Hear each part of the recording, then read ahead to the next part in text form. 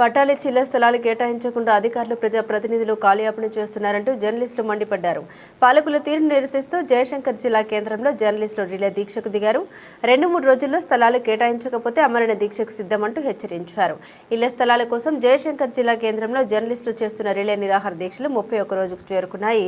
అయితే స్థలాల కేటాయింపులో కాలయాపన జరుగుతోందని, అదేవిధంగా అధికారులు నాయకుల నుండి సరైన స్పందన రాకపోవడంతో ఇళ్ల స్థలాల కోసం ఉద్యమ కార్యాచరణ మరింత ఉధృతం చేస్తున్నట్టు తెలిపారు.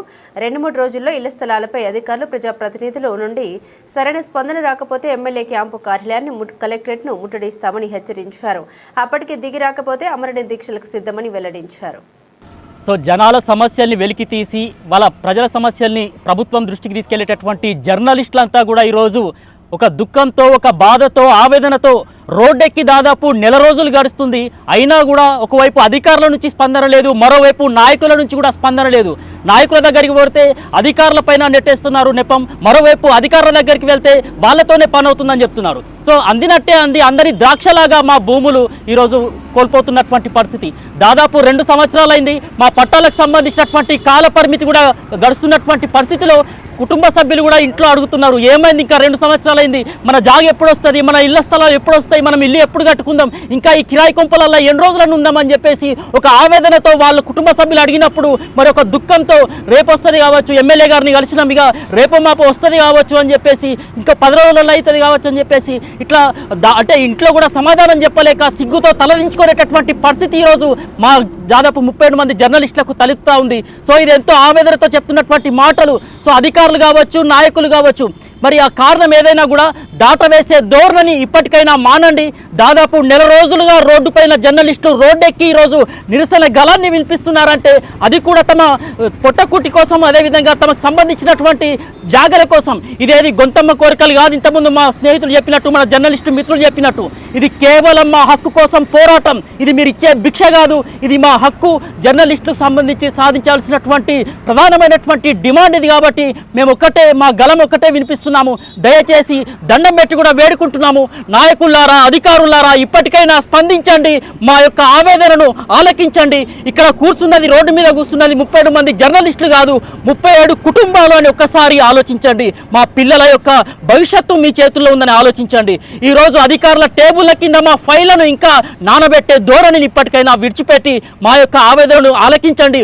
ఒకవేళ ఇప్పటికైనా కూడా మేము ఆవేదనతో, దుఃఖంతో వేడుకుంటున్నాం, దండం పెట్టి వేడుకుంటున్నాం. ఒకవేళ ఈ యొక్క మా కోరికను, మా న్యాయమైన డిమాండ్ను మీరు కనుక పరిష్కరించకపోతే ఎమ్మెల్యే క్యాంపు కార్యాలయాన్ని ముట్టడికైనా మేమంతా సిద్ధంగా ఉన్నాము. అదేవిధంగా కలెక్టర్ కార్యాలయాన్ని కూడా ముట్టడిస్తాము. లాఠీ చార్జీలకైనా, మేము అరెస్టులకైనా సిద్ధపడే ఉన్నాము. జర్నలిస్టులు అంటే కేవలం వార్తలను వెలికి తీసే జర్నలిస్టులు కాదు. వాళ్ళని కదిలిస్తే ఉద్యమం ఉగ్రరూపం దాల్చి అగ్ని కణాల ఏ విధంగా ఎగిసిపడుతుందో కూడా మా 37 మంది జర్నలిస్టులు, మా 37 కుటుంబాలు కూడా రోడ్డుపైకి వచ్చి ఆమరణ నిరాహార దీక్షకైనా సిద్ధమని చెప్పేసి ఈరోజు మా 37 మంది జర్నలిస్టుల తరపున నేను కూడా దండం పెట్టి వేడుకుంటున్నాను. ఒక్కసారి మా బాధను ఆలకించండి. గత 31 రోజు నుంచి ఇళ్ల స్థలాల కోసం జర్నలిస్టుల రిలే నిరాహార దీక్షలు కొనసాగుతున్నాయి. అయితే ఎమ్మెల్యే గారిని పలుమార్లు కలవడం జరిగింది.